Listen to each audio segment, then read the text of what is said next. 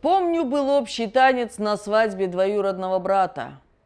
Я пригласил свою Мерзику составить мне компанию в качестве девушки, тем самым намекая на серьезные планы в ближайшем будущем. Люди мы были не молодые, по версии соседки, поэтому каждый наш шаг рассматривался под лупой общественного контроля. Свадьба слепила своими софитами.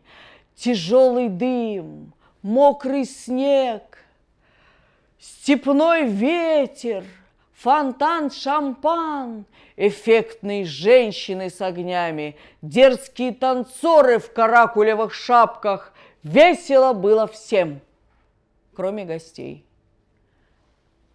Кто ходил в этом сезоне хоть на одну свадьбу, испытывал стойкое чувство дежавю, анализируя эту информацию между первым горячим и вторым.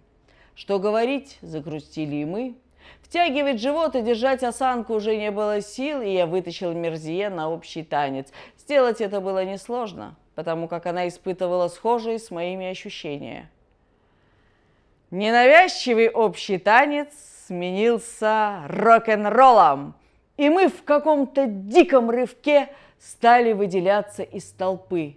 Мерзика скинула туфли и, что-то прокричав, задрыгалась в соответствии с музыкальным рисунком. Я не смел отставать, не глядя, бросил пиджак в сторону стула. Незаметно образовалось кольцо из хлопающих гостей, уступив нам самое сердце танцпола. Перед моими глазами мелькнуло все детство, школа и ПТУ. Я вдруг поймал себя на мысли, что это женщина моей мечты. Она двигалась резко и дерзко, будто хотела танцем передать ссору двух грузчиков с местной овощебазы.